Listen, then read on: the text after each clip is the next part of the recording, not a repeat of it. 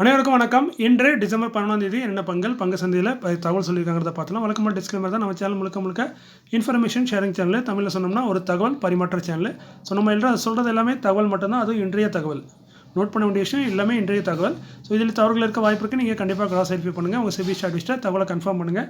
நான் செபி ஸ்டாட்டிஸ்டில் நான் ஒரு சாதாரண இன்வெஸ்டர். எனக்கு தெரிஞ்ச தகவலை ஒரு நண்பர்கிட்ட ஷேர் பண்ணுற மாதிரி உங்கள்கிட்ட ஷேர் பண்ணுறேன். இன்றைக்கி வீடியோ சொல்லியிருக்கேன். ரொம்ப சின்ன வீடியோ தான். நீங்கள் வீடியோ ஸ்கிப் பண்ணலாம். இங்கே ஸ்கிப் பண்ணிடுங்க. ஒரு கம்பெனியோட டிவெண்ட் வந்திருக்கு. அதேமாதிரி இன்னொரு அப்கமிங் போர்டு மீட்டிங், அதுமாதிரி order received by listed companies. அதுதான் கொஞ்சம் அதிகமாக இருக்கும். இந்த டைமில் அதான் அதிகம் வரும். வேறு எந்த பெரிய நியூஸும் வராது. அதுமாதிரி எஸ்எம்இ கேட்டகரி பற்றி ஒரு சின்ன சுருக்கமான ஒரு விளக்கம் கொடுத்துருக்கேன். எஸ்எம்இ நிறைய பேருக்கு கன்ஃபியூஷன் இருக்கும். நிறைய பேர் அந்த சிலது அது விஷயமா நிறைய கேள்வியும் கேட்டிருக்காங்க. ஸோ அதுக்கு முடிஞ்ச என்னையோட சின்ன விளக்கம், எனக்கு தெரிஞ்ச விளக்கத்தை கொடுத்துருக்கேன். அது நான் வீடியோட கடைசியில் இருக்குது. இப்போ பார்க்க விருப்பம் தான் பாருங்கள்.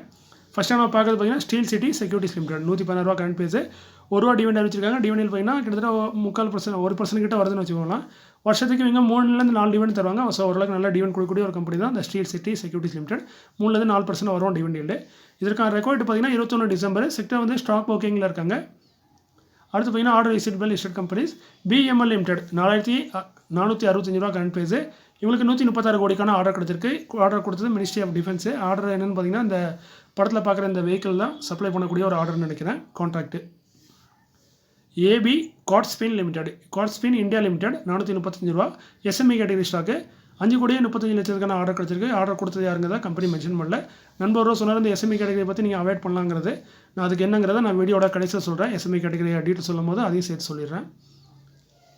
சோனோ இன்ஃப்ராடெக் லிமிடெட் 74 ரூபா கரண்ட் பேஸு. இதுவும் எஸ்எம்இ கேட்டகரி 16,77,00,000க்கான ஆர்டர் கிடச்சிருக்கு. கொடுத்தது Nayara energy limited. CWD limited current base 790, 24 கோடிக்கான ஆர்டர் கொடுத்தது லீடிங் என்பிஎஃப்சின்னு சொல்லியிருக்காங்க. அதாவது நான் பேங்கிங் ஃபைனான்ஷியல் கம்பெனி. யாருங்கிறத கம்பெனி மென்ஷன் பண்ணல. ஆஃப்கான்ஸ் இன்ஃப்ராஸ்ட்ரக்சர் லிமிடெட் 524 ரூபா கரண்ட் பேஸு. இவங்களுக்கு வந்து எல்லோன் பிட்டராக தேர்ந்தெடுத்திருக்காங்க. ஒரு ஆர்டருக்கு இவங்க வந்து பிட் பண்ணியிருக்காங்க. இவங்க மட்டும் இல்லை, இவங்க கூட சேர்ந்து இந்த இந்துஸ்தான் அப்படிங்கிற ஒரு கம்பெனியும் ப்ராஜெக்ட்னு ஒரு கம்பெனியும் சேர்ந்து பிட் பண்ணியிருக்காங்க. அதில் இவங்க தான் எல்லோன் பிட்டராக தேர்ந்தெடுத்திருக்காங்க. ஸோ மோஸ்ட்லி ஆர்டர் இவங்களுக்கு தான் கிடைக்கும். இது வந்து ஒரு ஜாயின்ட் வெஞ்சர். கொடுத்தது வந்து government of Rajasthan. D Development Engineers Limited 353 ரூபா கரண்ட் பேஸு. இவங்களுக்கு வந்து ஒரு இன்டர்நேஷனல் ஆர்டர் நினைக்கிறேன். கிட்டத்தட்ட $16.5 மில்லியன் டாலருக்கான ஆர்டர். நோட் பண்ண வேண்டிய விஷயம், டாலருக்கான ஆர்டரு மில்லியனில் $16.5 மில்லியன் கொடுத்தது யாருங்கிறத கம்பெனி மென்ஷன் பண்ணல. அடுத்து பார்த்தீங்கன்னா ஸ்ரீகர்ணி ஃபேப்காம் லிமிடெட் 656 ரூபா current base. SME category stock தான். இவங்களுக்கு வந்து 20,000 யூனிட் ஆஃப் ஒமேகா பிளாக் ஃபேப்ரிக்ஸுங்கிற ஒரு இந்த பேக் தயாரிக்கக்கூடிய பொருளை வந்து சப்ளை பண்ணதுக்கான ஆர்டர். அமௌண்ட்டில் மென்ஷன் பண்ணல. இவங்க வந்து யாருன்னு பார்த்தீங்கன்னா நம்ம சஃபாரி இண்டஸ்ட்ரீஸ் தான் அவங்களுக்கு இந்த ஆர்டர் கொடுத்துருக்காங்க. ஸோ சஃபாரி பேக் வாங்கினது தெரிஞ்சிருக்கும். அந்த கம்பெனிக்கு சப்ளை பண்ணக்கூடிய ஒன் ஆஃப் த கம்பெனியாக இருக்காங்க இந்த Shrikarni Fabcom limited. Bharat global developers limited 1074 ரூபா கரண்ட் பேஸு. 650 கோடிக்கான ஆர்டர் கிடச்சிருக்கு. நல்ல ஒரு பெரிய ஆர்டர் தான். இதை கொடுத்தது பார்த்தீங்கன்னா டாடா அக்ரோ கன்சியூமர் ப்ராடக்ட். இது வந்து ஆனுவல் கான்ட்ராக்ட். ஆக்சுவலி ஒரு வருஷத்துக்குள்ள ஆர்டர் நினைக்கிறேன். இஎம்எம் ஃபோர்ஸ் ஆட்டோடெக் லிமிடெட் 142 ரூபா கரண்ட் பேஸு. எஸ்எம்இ கேட்டகரி 470 கோடிக்கான ஆர்டர் கிடச்சிருக்கு. இவங்களுக்கு கொடுத்தது யாருன்னா ஒரு யூஎஸ் பேஸ்டு கம்பெனி. இந்த ஆர்டர் பார்த்தீங்கன்னா 470 கோடி ஒரே வருஷத்துக்கு இல்லை, 9 வருஷத்துக்கு பார்த்தீங்கன்னா 52 கோடி என்னமோ டர்ன் ஓவர் ஆகும். ஸோ ஓவரால் 9 வருஷத்தில் 470 கோடிக்கான டர்ன் ஓவர் ஆகிறதுக்கு வாய்ப்பு இருக்குன்னு சொல்லியிருக்காங்க கம்பெனி. இது ஒரு எஸ்எம்இ கேட்டகரி ஸ்டாக் தான். பட் இன்றைக்கி இந்த நியூஸ்னால என்னன்னு தெரியல. நியூஸ்னால தான் நினைக்கிறேன். ஏன்னா வீடியோ மார்க்கெட் முடிகிற டைமில் கிட்டத்தட்ட 16% வரைக்கும் மேலே போயிருக்கு. காரணம் வந்து நியூஸாக தான் இருக்க வாய்ப்பு இருக்குது. ஸோ எஸ்எம்இ கேட்டகரியில் இன்றைக்கி நல்ல ஒரு ரிட்டர்ன் கொடுத்துருக்கு இந்த ஸ்டாக்கு இந்த நியூஸ்னால. சாரி. யுனைடெட் ட்ரில்லிங்ஸ் டூல்ஸ் லிமிடெட் 275 ரூபா கரண்ட் பேஸு. 148 கோடியே 66 லட்சத்துக்கான ஆர்டர் கிடச்சிருக்கு. கொடுத்தது வேதாந்தா லிமிடெட். அடுத்து பார்த்தீங்கன்னா அப்கமிங் போர்டு மீட்டிங் மே கன்சிடர். அதாவது போர்ட் ஆஃப் டைரக்டர் வந்து இது குறித்து முழுக்க வாய்ப்பு இருக்க மாதிரி சொல்கிறாங்க. முடிஞ்ச அளவுக்கு கொடுத்துருவாங்க. சில நேரம் முடியாதுன்னு மறுத்துருவாங்க. ஃபஸ்ட்டாக பார்க்குறது டிடி லிமிடெட் 174 ரூபா கரண்ட் பேஸு. 16 டிசம்பரில் போர்டு மீட்டிங். ஸ்டாக் ஸ்பீட் கொடுத்து எடுப்போம்னு சொல்கிறாங்க. ஃபேஸிலி 10 இருக்குது. அது 1, 2 என்னங்கிறத போர்டு தான் டிசைட் பண்ணுவாங்க. செக்டர் வந்து அதர் டெக்ஸ்டைல் ப்ராடக்ட்டில் இருக்காங்க. அடுத்து விடிஎம் லிமிடெட் இவங்க 153 ரூபா கரண்ட் பேஸு. 18 டிசம்பரில் போர்டு மீட்டிங் வச்சிருக்காங்க. டிவெண்ட் கொடுத்து எடுப்போம்னு சொல்கிறாங்க. செக்டர் வந்து அதர் டெக்ஸ்டைல் ப்ராடக்ட்டில் தான் இருக்காங்க. இவங்க ஆல்ரெடி இந்த வருஷம் ஒரு டிவெண்ட் கொடுத்துட்டாங்க 75 பைசா ஜூலையில். வருஷம் ஜூலையில் தான் கொடுப்பாங்க. பட் இது இன்னொரு புதுசாக ஒரு டிவெண்ட் கொடுக்கறதுக்கு வாய்ப்பு இருக்குன்னு சொல்லியிருக்காங்க. ஸோ பொறுத்திருந்து தான் பார்க்கணும் என்ன மாதிரி டிவெண்ட் தராங்கன்னு. 50 பைசா தராங்களா இல்லை 70 பைசா தராங்களாங்கிறது பொறுத்திருந்து பார்க்கணும். கெசால்ஸ் இந்தியா லிமிடெட் 969 ரூபா கரண்ட் பேஸு. 20 டிசம்பரில் போர்டு மீட்டிங் வச்சிருக்காங்க. இவங்களும் வந்து பார்த்தீங்கன்னா ஸ்டாக் ஸ்பீட் கொடுத்து எடுப்போம்னு சொல்லியிருக்காங்க. ஃபேஸில் இவங்க வந்து 10 இருக்குது. ஸோ இவங்களும் மாற்ற வாய்ப்பு இருக்குது. செக்டர் பார்த்தீங்கன்னா கம்ப்யூட்டர் சாஃப்ட்வேர் கன்சல்டிங்கில் இருக்காங்க கெசால் இந்தியா லிமிடெட். நண்பர் கேட்டிருந்த ரிக்வெஸ்ட் என்னன்னா, இந்த எஸ்எம்இ ஸ்டாக்கை பற்றி நீங்கள் ஆர்டர்ஸ் இதெல்லாம் போடுறீங்கல்ல, நம்ம ஒரு ரீட்டெயிலர் தான். இந்த வீடியோ பார்க்குறது எல்லாமே 90% ரீட்டெயிலர் தான். ஸோ நம்மளாம் அதில் ஒன்றும் பெருசாக இன்வெஸ்ட் பண்ண போகிறதில்ல. ஸோ அதை பற்றி நியூஸ் அவாய்ட் பண்ணலாங்கிற மாதிரி தான் கேட்டிருக்காருன்னு நினைக்கிறேன் அந்த நண்பர். கேட்டதில் ஒன்றும் தப்பு இல்லை. அவர் நினப்பு தான் எனக்கும் இருந்துச்சு. நானும் ஒரு 4-5 மாதம் முன்னெல்லாம் பார்த்தீங்கன்னா, நம்ம ரீட்டெயிலர் எங்கே எஸ்எம்இலவே இன்வெஸ்ட் பண்ணுவோம் அப்படின்னு நினச்சிட்டு இருந்தேன். அதுமாரி எல்லாரும் நம்ம நண்பர்கள் கமெண்ட் பண்ணும்போது தான் எனக்கு தெரியுது, எவ்வளோ நண்பர்கள் நம்மளோட எந்த அளவுக்கு பெரிய லெவலில் இன்வெஸ்ட் பண்ணிட்டு இருக்காங்கன்னு. ஸோ நீங்கள் நினைக்கிற மாதிரி இல்லை, நம்ம வீடியோவில் ஒரு நண்பர் சென்னிமலைன்னு நினைக்கிறேன், சென்னிமலை அவர் கமெண்ட் பண்ணுவார். அவரே பார்த்தீங்கன்னா ஒரு எஸ்எம்இ கேட்டகரி ஸ்டாக்கில் இன்வெஸ்ட் பண்ணியிருந்தார். அதில் ஒரு நல்ல நியூஸ் வந்துச்சு அந்த ஸ்டாக்கில் அந்த டைமில். ஸோ அப்போ அதை மென்ஷன் பண்ணியிருந்தார், நான் இன்வெஸ்ட் பண்ணியிருக்கேன். அது ஒரு எஸ்எம்இ கேட்டகரி ஸ்டாக் தான். ஸோ பார்த்தீங்கன்னா நம்ம நினைக்கிறோம் ரீட்டெயில் இன்வெஸ்டர்லாம் அந்தளவுக்கு பெருசாக இன்வெஸ்ட் பண்ண மாட்டாங்கன்னு. பட் நம்ம தமிழ் சேனலை பொறுத்த வரைக்கும் நிறைய யூடியூப் சேனல் நானும் பார்க்குறேன். ஷேர் மார்க்கெட் சம்மந்தப்பட்ட மற்ற சேனல்லாம், தலைவர் சேனல்லாம் பார்ப்பேன். ஸோ அதெல்லாம் பார்த்தீங்கன்னா சில பேர்லாம் பார்த்தீங்கன்னா ஒரு ஸ்டாக்லேயே 1 லட்சம் 10 லட்சம் 15 லட்சம் 20 லட்சம்லாம் இன்வெஸ்ட் பண்ணுறவங்க இருக்காங்க. கிட்டத்தட்ட 2 கோடி 3 கோடி 4 கோடி போர்ட்ஃபோலியோ வச்சிருக்க நண்பர்களும் இந்த வீடியோ பார்க்குறவங்க இருப்பாங்க. ஏன்னா அந்தளவுக்கு பெரிய பெரிய லெவலில் இருக்கவங்க பண்ணிகிட்டு இருக்காங்க. அவங்களுக்கு எஸ்எம்இ இதெல்லாம் சாதாரண விஷயம் தான். ஏன்னா 1 கோடி 2 கோடிங்கும் போது எஸ்எம்இலாம் அவங்களுக்கு சாதாரண விஷயம். 1 லட்சங்கிறது தான் எஸ்எம்இ.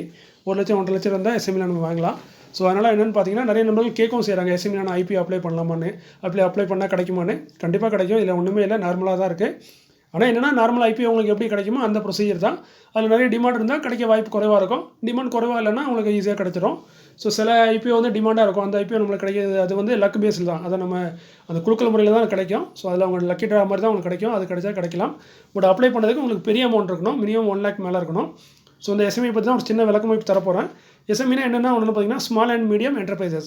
அதாவது பெரிய கம்பெனிகள் ஐபிஓ கொண்டு வந்து அவங்க பணத்தை தட்டுறது நார்மல் ஐபிஓ, மெயின் போர்டு ஐபிஓன்னு சொல்லுவாங்க.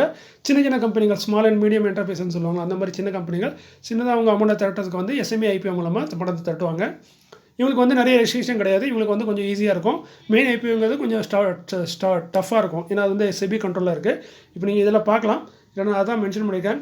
இதில் என்ன பார்த்தீங்கன்னா மெயின் போர்டுக்கும் எஸ்எம்இ ஐபிஓக்கும் என்ன வித்தியாசங்கிற மாதிரி ரொம்ப முக்கியமான பாயிண்ட்டை மட்டும் பார்த்துறோம். ஐபிஓ அப்ளிகேஷன் சைஸ் பார்த்தீங்கன்னா நாட் லெஸ் தென் 1 lakh. அதாவது என்ன சொல்ல வராங்கன்னா, இந்த எஸ்எம்இ ஐபிஓ பார்த்தீங்கன்னா 1 லட்சத்துக்கு குறைவாக நீங்கள் அப்ளை பண்ணவே முடியாது. அதுதான் நீங்கள் பார்த்துருப்பீங்க. மினிமம் 1.5 லட்சம் 2 லட்சம் அப்படி வரைக்கும் போகும். இதே மெயின் போர்டு பார்த்தீங்கன்னா 10,000 15,000, மேக்ஸிமம் பார்த்தீங்கன்னா 14,000 15,000க்குள்ளே தான் இருக்கும் ஒரு லாட் சைஸு. இதே நீங்கள் இப்போ விசால் மெகாமார்ட் வந்திருக்கு, அதுலேயும் பார்க்கலாம், மொபிவிக் பார்க்கலாம்.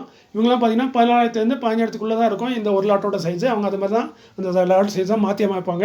இது வந்து நார்மல் மெயின் போர்டு ஐபிஓ. இது நீங்கள் எஸ்எம்இன்னு போனீங்கன்னா மினிமம் பார்த்தீங்கன்னா 1 lakh மேலே தான் இருக்கும். ஸோ அதுதான் இந்த கண்டிஷன் இதில் போட்டிருக்காங்க. அதே மாதிரி இங்கே பார்த்தீங்கன்னா இந்த ஐபிஓக்கு வந்து டிஆர்ஹெச்பின்னு ஒன்று ஃபைல் பண்ணுவாங்க, ரெட் இயரிங் பர்ஸ்பெக்ட்னு. அது வந்து பார்த்திங்கன்னா அது வந்து யார் மெயின்டைன் பண்ணுறாங்கன்னா ஸ்டாக் எக்ஸ்சேஞ்ச். எஸ்எம்இ கேட்டகரியை வந்து பொறுத்த வரைக்கும் அவங்களுக்கு வந்து பெரிய ரிஸ்க் இல்லாதனால அது வந்து ஸ்டாக் எக்ஸ்சேஞ்ச், பிஎஸ்சினா பிஎஸ்சி, என்எஸ்சினா என்எஸ்சி, அவங்க தான் அதை கண்காணிக்கிறாங்க. இதே மெயின் போர்டு வந்து செபி டைப்பே தான் நம்ம அதுக்கு டிஆர்ஹெச்ஆர்எஃப்இ ஃபைல் பண்ணி தான் நம்ம வரணும். ஸோ அது வந்து மெயின் போர்டு. அடுத்து பார்த்திங்கன்னா போஸ்ட் பெய்ட் அப் கேபிட்டல் அப்படின்னு சொல்லுவாங்க. அதாவது நம்ம ஃபேஸ் வேல்யூ 10 ரூபா இருக்கும், அதுதான் நம்ம பெய்ட் ஆஃப் கேபிட்டலு. ஸோ அது வந்து நம்பர் ஆஃப் ஈக்விட்டி எவ்வளோ ஷேர் அவுட்ஸ்டாண்டிங் இருக்கோ அதை பெருக்கணும்னா வரக்கூடியது தான் பெய்ட் ஆஃப் கேபிட்டல் ஷேர்னு சொல்லுவாங்க. பட் அந்த இது வந்து பார்த்திங்கன்னா எஸ்எம்இ கேட்டகரிக்கு வந்து 25 கோடியை தாண்டக்கூடாது. இதுவே நீங்கள் மெயின் போர்டாக இருந்துச்சுன்னா 10 கோடிக்கு மேலே எவ்வளோ வேணா இருக்கலாம், மினிமம் 10 கோடி இருக்கணும். இதே எஸ்எம்இ பார்த்திங்கன்னா 25 கோடியை தாண்டக்கூடாது. 25 கோடி அவங்க தாண்டிட்டாங்கனாவே அவங்க அதுக்கப்புறம் மெயின் போர்டுக்கு போவாங்கன்னு நினைக்கிறேன். ஸோ அதனால தான் 25 கோடியை தாண்டாமல் அதுக்குள்ளே இருக்கணும். குறைஞ்சது இது இவ்வளோவா இருக்குன்னு. அதேமாதிரி minimum tax profit, operating profit, இதில் எந்த கண்டிஷனுமே இல்லை எஸ்எம்இயை பொறுத்த வரைக்கும். இதே நீங்கள் மெயின் போர்டில் பார்த்தீங்கன்னா கடந்த 5 வருஷத்தில் 3 வருஷத்தில் 15 கோடியை தாண்டி போயிருக்கணும் இந்த ஆப்ரேட்டிங் ப்ராஃபிட்டு. அப்படின்னா தான் உங்களுக்கு அப்ளிகேஷனுக்கு இது கிடைக்கும்னு போடுற மாதிரி போட்டிருக்காங்க கண்டிஷனு. பட் நிறைய கம்பெனி லாஸ் பண்ணுற கம்பெனியும் வருது. அது எப்படிங்கிறது தெரில. இது வந்து பழைய ரூல்ஸாக என்னன்னு தெரில. அதுமாரி இந்த ஐபிஓ கிரேடிங்னு இருக்குது. அதாவது ஐபிக்கு வந்து கிரெடிட் ரேட்டிங் வந்து கொடுப்பாங்க. பட் எஸ்எம்இக்கு தேவையில்லைன்னு போட்டிருக்க நான் மேண்டட்டரின்னு போட்டிருக்காங்க, தேவையில்லைன்னு போட்டிருக்காங்க. பட் மெயின் போர்டுக்கு அது கம்பல்சரின்னு போட்டிருக்காங்க. பட் இப்போதைக்கு மெயின் போர்டு விசால் மெகாமார்ட்லாம் வருது, அவங்களுக்கு ரேட்டிங்லாம் யாரும் ரேட்டிங் கொடுக்கல மாதிரி தான் தெரியுது. ஸோ இப்போ அதுவுமே இல்லைன்னு மாதிரி தான் தெரியுது. ஸோ அது சில விஷயங்கள் வந்து ஒத்து போகாமல் தான் இருக்குது இப்போ. அதேமாதிரி இன்னொன்று பார்த்தீங்கன்னா minimum number of allottees in IPO, குறைஞ்சபட்சம் எவ்வளோ அலாட்டிஸ் இருக்கணும்னா, இதே எஸ்எம்இ கேட்டகரியில் பார்த்தீங்கன்னா மினிமம் அட்லீஸ்ட் வந்து 50 இருக்கணும். இதே நம்ம மெயின் போர்டில் பார்த்தீங்கன்னா 1000 பேர் இருக்கணும் அலாட்டிஸ். அதேமாதிரி பார்த்தீங்கன்னா ரிப்போர்ட்டிங், மார்க்கெட்டுக்கு வந்து ரிப்போர்ட் பண்ணுற தகவல் பார்த்திங்கன்னா இவங்க வந்து பார்த்திங்கன்னா போஸ்ட் இஷ்யூ ரிப்போர்ட்டிங் ரெக்குயர்மெண்ட் பார்த்திங்கன்னா ஆஃப் இயருக்கு ஒரு தடவை கூட ரிப்போர்ட் பண்ணலாம் யார் எஸ்எம்இ கேட்டகரி. மெயின் போர்டு வந்து குவார்ட்டர்லி அவங்க ரிப்போர்ட் பண்ணி ஆகணும். அதுமாதிரி மார்க்கெட் மேக்கிங் வந்து பார்த்திங்கன்னா எஸ்எம்இயில் வந்து மேண்டேட்டரி கட்டாயம், பட் மெயின் போர்டில் வந்து கட்டாயம் கிடையாது. ஸோ எஸ்எம்இனா சிம்பிளாக என்னென்னு பார்த்தீங்கன்னா ஒரு நார்மல் போர்டு மாதிரி தான், நார்மல் ஸ்டாக்கை பை பண்ணுற மாதிரி செல் பண்ணுற மாதிரி தான். பட் என்ன எல்லாமே லாட் சைஸில் இருக்கும். இப்போ நீங்கள் பார்க்கலாம் விசால் மெகாமார்ட் ஐபிஓ வந்திருக்கு. அது வந்து நீங்கள் லாட் சைஸில் தான் அப்ளை பண்ண போகிறீங்க. எவ்வளோ லாட்னு மறந்துட்டு எனக்கு 58 என்னமோ நம்ம அப்ளை பண்ண போகிறோம்னு நினைக்கிறேன் லாட் சைஸு. ஆனால் அது நீங்கள் லிஸ்ட் ஆனதுக்கப்புறம் ஒரு ஸ்டாக் 2 ஸ்டாக் கூட பை பண்ணலாம், செல் பண்ணலாம். ஏன்னா அது வந்து ஐபிஓவில் மட்டும்தான் லாட் சைஸ் வரும்.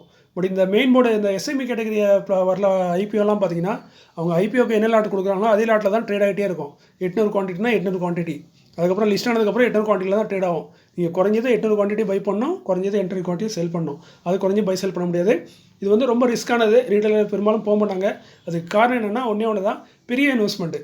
நீங்கள் ஒரு தடவை ஒரு ஸ்டாக்கை வாங்கிட்டீங்க, 800 குவான்டிட்டி கூட வாங்கிட்டீங்க, ஒரு லாட்டை வாங்கிட்டீங்க, 1 லட்சம் செலவு பண்ணி திரும்ப நீங்கள் ஆவரேஜ் பண்ணுனா கூட திரும்ப 1 லட்சம் செலவு பண்ணால் தான் ஆவரேஜ் பண்ண முடியும். ஒரு ஸ்டாக்கு 2 ஸ்டாக்குன்னு பை ஆவரேஜ் பண்ண முடியாது. ஸோ இதனால தான் எஸ்எம்இங்கிறது கொஞ்சம் ரிஸ்க்கானது. ஒரு நல்ல ரிட்டர்னும் கொடுத்துருக்கு சில பேத்துக்கு. ஸோ அதனால் ரொம்ப ரிஸ்க்கு ஒரு ரீட்டில் கேட்டகரிக்கு. இதே நம்ம 1 கோடி 10 கோடி 2 கோடின்னு வச்சுருந்தோம்னா நம்மளுக்கு வந்து அந்த ரிஸ்க் அவ்வளோவா தெரியாது. ஸோ ஆனால் நிறைய நண்பர்கள் நம்ம வீடியோ பார்க்குறவங்களே எஸ்எம்இயில் இன்வெஸ்ட் பண்ணுறாங்க. நிறைய பேர் கேட்குறாங்க எஸ்எம்இ நான் அப்ளை பண்ணால் எனக்கு ஐபிஓ கிடைக்குமான்னு. கண்டிப்பாக நார்மல் ஐபிஓ என்ன ப்ரொசீஜரோ அதே ப்ரொசீஜர் தான். என்ன இங்கே நீங்கள் 15,000 கொடுப்பீங்க மினிமம், அங்கே பார்த்தீங்கன்னா மினிமம் உங்களுக்கு வந்து 1 லட்சத்துக்கு மேலே தான் இருக்கும். நீங்கள் அவ்வளோ பெரிய அமௌண்ட் அஃபோர்ட் பண்ண முடிஞ்சதுன்னா நீங்கள் அந்த ஐபிஓ அப்ளை பண்ணலாம், உங்களுக்கு கிடைக்கும்.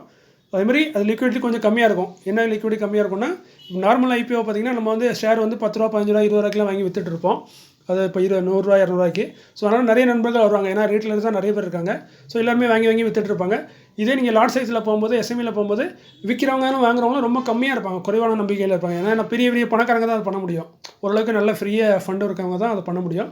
ஸோ அப்படிங்கிற பட்சத்தில் அங்கே வந்து பையர் செல்லர் வந்து கம்மியாக இருப்பாங்க. அதாவது பெரிய ராயல் ஹோட்டலுக்குலாம் போனீங்கன்னா கூட்டமே இருக்காது. ரொம்ப சிம்பிளாக தான் ஒரு சேரில் 2 பேர் 3 பேர் தான் உட்காந்துருப்பாங்க, 5 ஸ்டார் ஹோட்டல்லாம் அந்த மாதிரி தான். இங்கே இதே நீங்கள் நார்மலாக ஒரு பெட்டி கடை ஹோட்டலுக்கு போனீங்கன்னா, ஒரு ரோட் சைடு ஹோட்டலுக்குலாம் போனீங்கன்னா கூட்டம் அலமோதும். காரணம் என்னென்னா இது எல்லாருமே அஃபோர்ட் பண்ண முடியும், அது வந்து எல்லாருமே அஃபோர்ட் பண்ண முடியாது. இது 2க்கும் உள்ள வித்தியாசம் இவ்வளோ தான். மற்றபடி எல்லாமே அதே ப்ரொசீஜர் தான். பட் என்னென்னா அது பிஎஸ்சி எஸ்எம்இ வந்து ஸ்டாக் எக்ஸ்சேஞ்சோட கண்ட்ரோலில் இருக்க மாதிரி தெரியுது. இந்த மெயின் போர்டுங்கிறது செபியோட கண்ட்ரோலில் இருக்க மாதிரி தெரியுது. பட் எஸ்எம்இ கேட்டகரியில் இருக்க ஸ்டாக் வந்து நாளைக்கு நினச்சி அவங்க பெருசாக ஆகிட்டாங்கன்னா அவங்க அந்த நிறைய இதெல்லாம் இருக்குது, கண்டிஷன்லாம் இருக்குது, அதை மீட் பண்ணாங்கன்னா அவங்க மெயின் போர்டு கூட வரலாம். இந்த கெசால்வ் இந்தியா கூட அதே மாதிரி தான். ஒரு காலத்தில் எஸ்எம்இயாக இருந்தது, இப்போ வந்து மெயின் போர்டுக்கு வந்துட்டு. ஸோ இதுதான் எஸ்எம்இக்கும் மெயின் போர்டுக்கும் உள்ள வித்தியாசம். கொஞ்சம் அதிகமாக பேசியிருப்பேன்னு நினைக்கிறேன். சில விஷயங்களை புரிய வைக்கணும்னா கொஞ்சம் அதிகமாக தான் பேசிய வேண்டியிருக்கு.